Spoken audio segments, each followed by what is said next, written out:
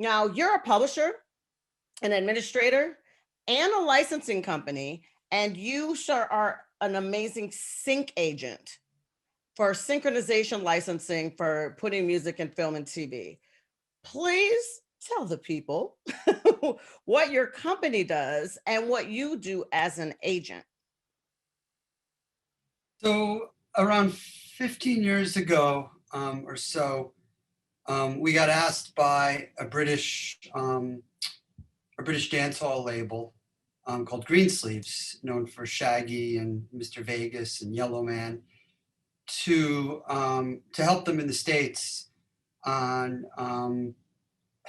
helping get some of their hit records into movie and TV opportunities. And at that point, they had this rhythm called the Diwali rhythm, and Sean Paul's Get Busy and Wayne Wonder's No Letting Go were starting to go up the charts big time, and they were looking to exploit it, and they had never had a sync as a company. And so I felt that there was a niche to represent independent companies, independent small publishers, old catalogs, and super indie and up and coming labels that didn't have their own sync departments. And at this point, most of the large companies were reactive and not proactive.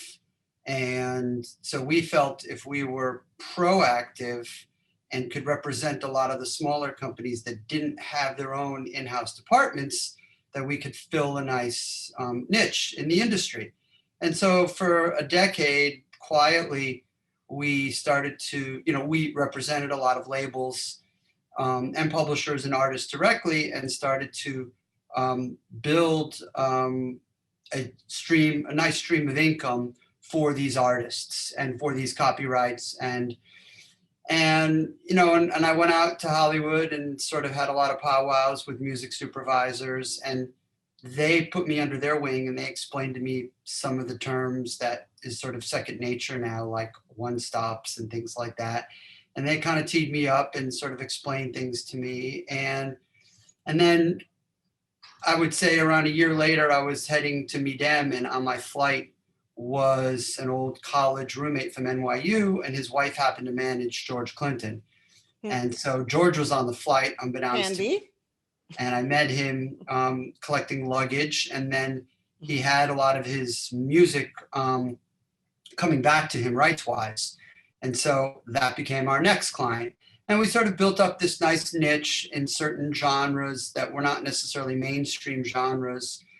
And then only in the last, I'd say 5 years or so, 7 years, give or take, the big companies have really, built up their armies and have really become super proactive about synchronization. And it's an area in the music industry that has two sort of major bonuses. And one is the income that it makes.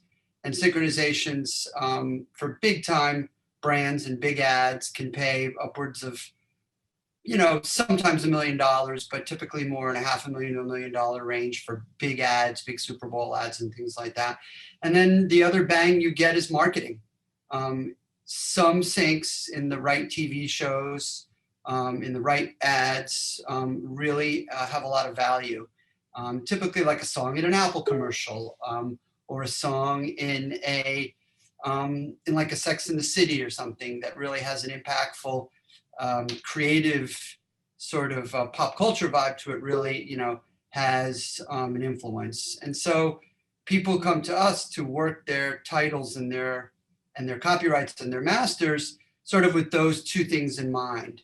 Ways to generate older evergreen songs, and people like we represent Kid and Play.